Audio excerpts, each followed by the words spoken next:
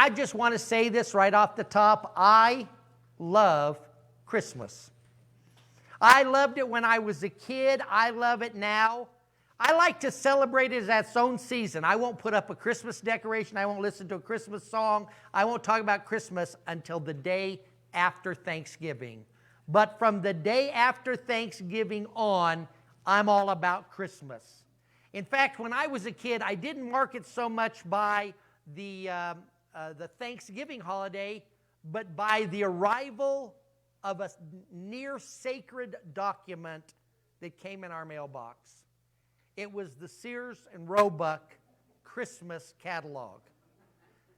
Now, for some of you who are all digital, you don't understand that we used to receive everything about Christmas in a printed form. And the catalog was this document, this volume, almost an inch thick in full color that showed everything that you could possibly want and things that you had never imagined. And 1/3 of that book, in the back of that book, was dedicated to nothing but toys. I mean, when it arrived, it marked the beginning of the season. We were so excited. My brother and my sister, we would sit down with that catalog and we would begin to go meticulously from one page to the next. We would turn down the corners of things that we thought we wanted. There were a lot of corners turned down, right? Then we would go back and we would circle and we would highlight and we would star. And the reason why is because this was a resource for us to prepare an even more important document. It was the list of things that we wanted for Christmas. And that would begin with 5, 6, 7, 8 pages of very special things that we wanted to ask for Christmas. And then we would begin to take that long list and we would begin to move it around. And over that 20 or 25 days until Christmas, we would begin sorting. We'd begin evaluating. We'd look at the store. We'd go back to the catalog to understand the description. And ultimately, we would create a shortened list. But the list was marked notably by one item. It was the item that was at the top of the list. It's the thing that we wanted the very most from this Christmas. And we would think about it, and we would wish for it, and then came the most difficult thing of the entire season: waiting for it. And waiting for it. And waiting for it. And did I mention waiting for it? We did not think Christmas was ever going to get here, and then the day arrived. My mother called it the middle of the night, but we called it morning, and we would awaken, and we would send a scout to the living room or to the family room. We need to see if what we had asked for has arrived, right? And so we would wait anxiously. We would pick some innocent, younger member of the family just in case they got caught and never returned, right? We picked somebody that was disposable. And so anyway, my sister would go downstairs to look, and she would come back and she would say, I saw stuff. There was stuff everywhere. And we would begin to ask, okay, yeah, but forget about that. Is the thing that I wanted there?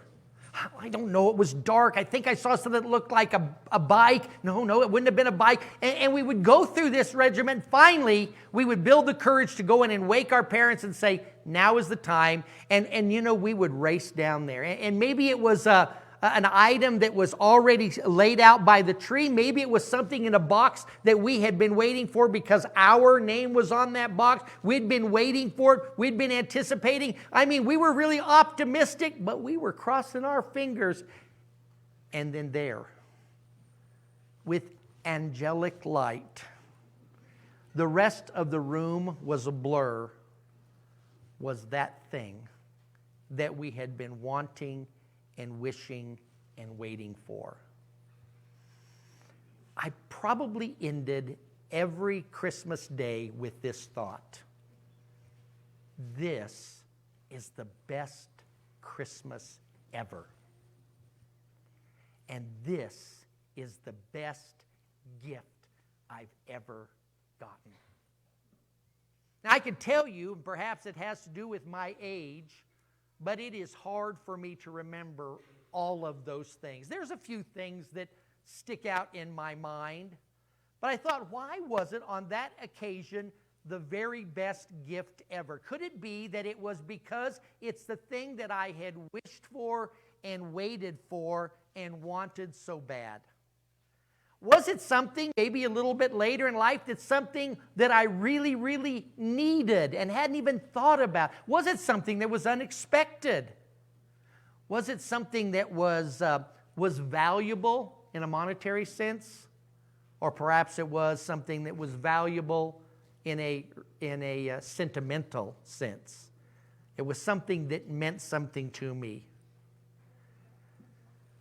This morning, I want to share with you, you don't have to wait to the end. So those of you who didn't get much sleep last night, you can just check out after this. But I'm going to tell you what is the best gift that I've ever received, and it's the best gift that has ever been offered.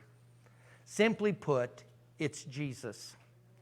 Jesus is the best gift that has ever been offered.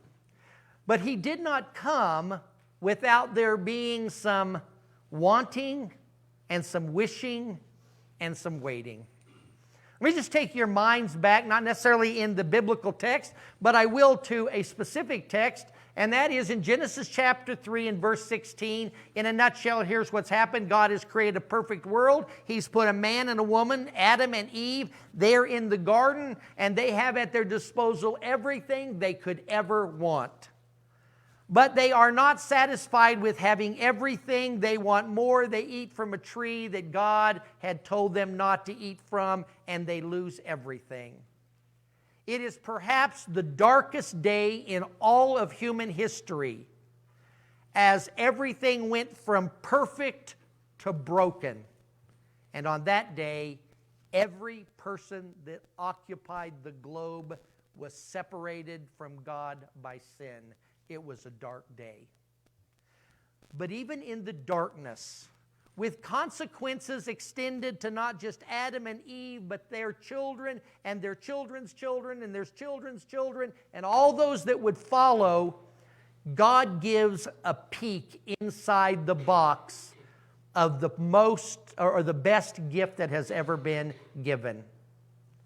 He looks at the woman, and speaking of the evil one, the devil who had taken the form of a serpent, he said, the day is coming in which your seed is going to wreak havoc on him. He is going to come, and though he will nip him on the heel, he is going to crush his head. And that's all the peek they get. Now, you and I, looking back, we know much more of the story, and so it makes greater sense. But if you can imagine, she and he, Eve and Adam, listening to that, said, this is the thing that we want the most. This is the thing that's going to fix the problem that we now face. But we're going to have to wait. And we have hundreds of years of waiting.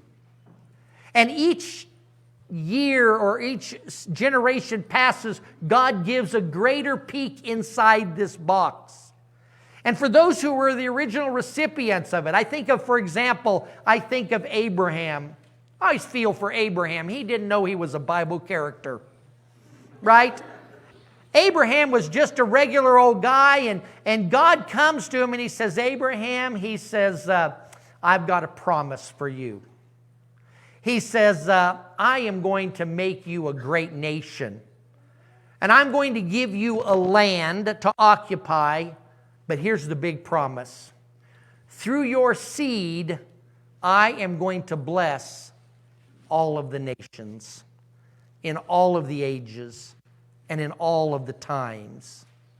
The Hebrew writer tells us that Abraham went not fully understanding what all that meant, but he went obediently In fact, the Hebrew writer says, and Abraham at that time was not the full recipient of the gift, he was the full recipient of a promise. And I'll just tell you, if nothing but a box with a promise inside ain't much of a Christmas gift as far as I'm concerned. And Abraham remains faithful, having seen a little bit more. The prophets speak of it. For example, the prophet Isaiah in Isaiah chapter 9, he says, a son will be born.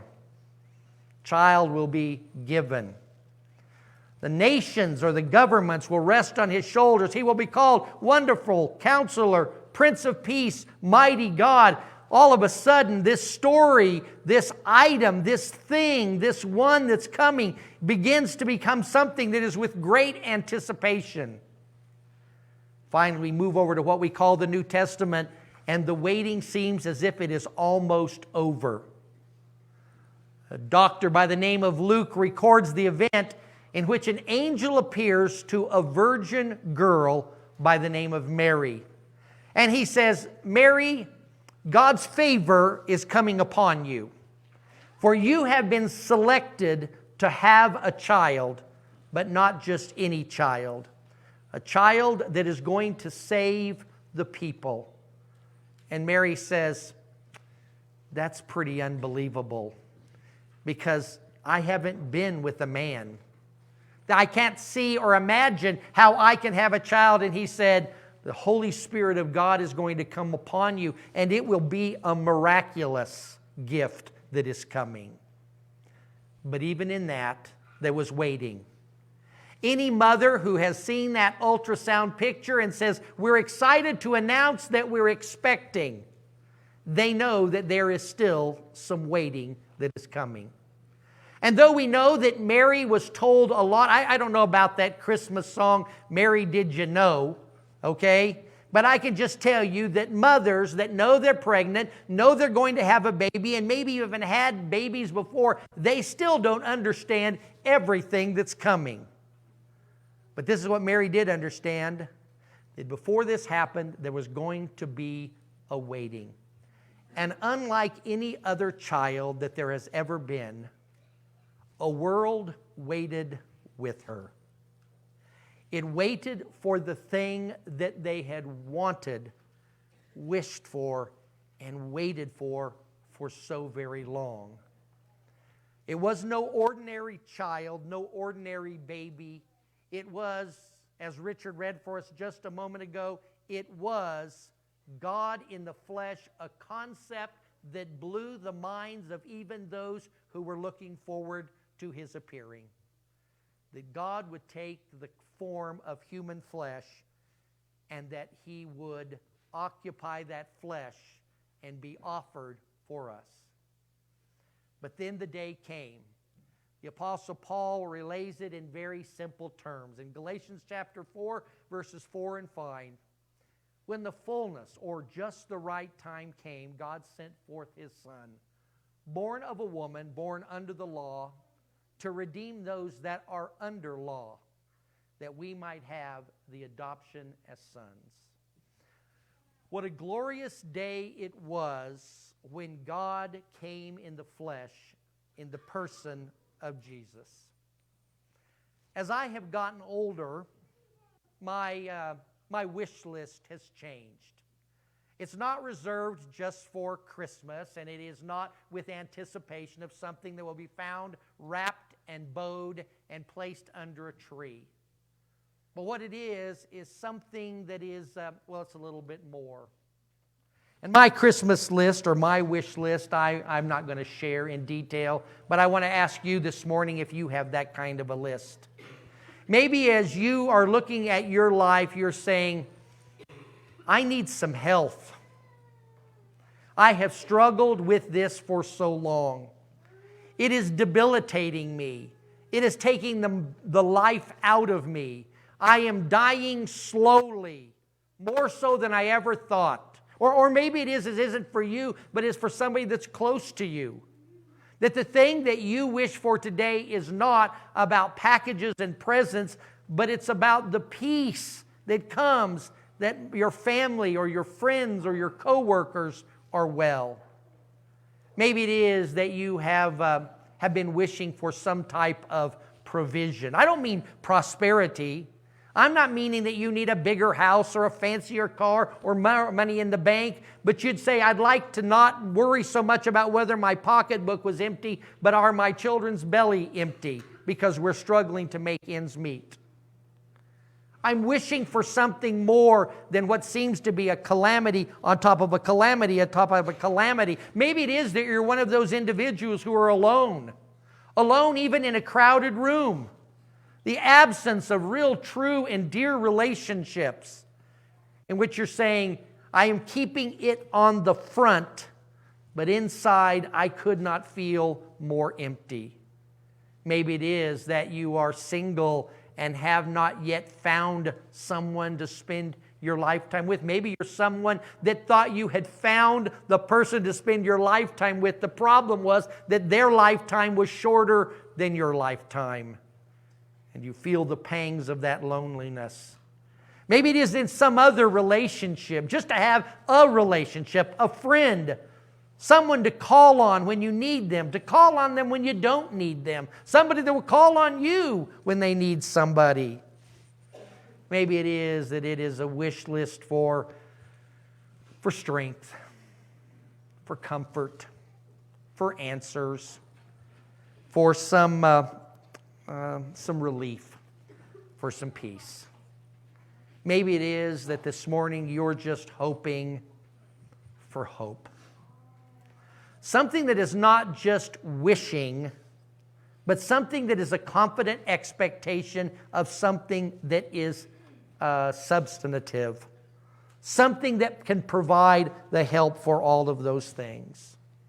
Well, I'm here to tell you something that they couldn't tell Adam and Eve, and they couldn't tell Abraham, and you couldn't tell the prophets. In fact, you even couldn't tell Mary fully, and that is, there is no more waiting for it.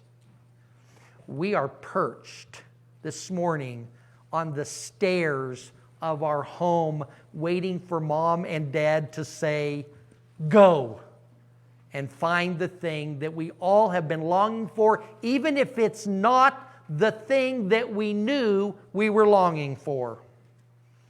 It's that empty place. It's that place that we can't quite find what will fill it. Maybe it is that it is the thing we're wishing for. Maybe it's the thing that we're needing the most of all. Maybe it's the thing that has some value. Maybe it is something that has some relational value. Maybe it's something that is unexpected in its entirety. Simply to understand that Jesus is the best gift ever. He is the thing that you have been waiting for. He is the thing that you have been wanting, the thing that you have been wishing, and the thing that you have waiting for. Well, this morning the waiting is over, and I can tell you that the waiting has been worth it. In fact, no longer are you waiting on Him, but He's waiting on you. He's waiting for you.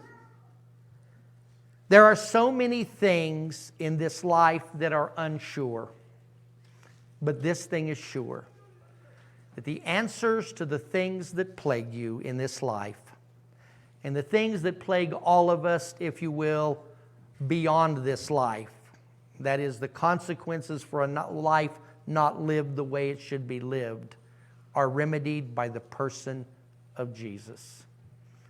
And He is waiting for you. Now, for some of you, you know what it means to have a relationship with Jesus. But I want you to reflect back as we did in those years back to those things that we can't remember what they were, the things that are long moved on to the Goodwill or to the garage sale. But the things that we said at that moment were the very thing that we were wishing for. And again, to relish the thing or the one that we call Jesus. But others of you, it may be that you say, I would like to know more about this Jesus, because this sounds like the beginning to the solution. If there's a way that we can help you, we'd love to. I'd like to pray with all of us together, and then after that, let's stand, and if there's a way that we can help you in any way, you can simply come forward while we sing that song. Let's bow together. God, thank you for your great gift, the gift of Jesus, the gift that keeps on giving, the gift that is not limited to only those who are prosperous or those that have some kind of advantage or aren't limited in geography or economic status or in racial differences, but that which has been prepared, preserved, and provided for all. And Father, I pray that you work in our minds and our hearts to relieve us of trying to be our own present and to be able to find the things that will make a difference in our lives and allow Him to begin to do that. And I pray, Father, for those who these things may touch their heart, that you will draw them to you by your word and by your people. Father, thank you for Jesus. It is my prayer for all of us. In Jesus' name, amen. Let's stand and sing together.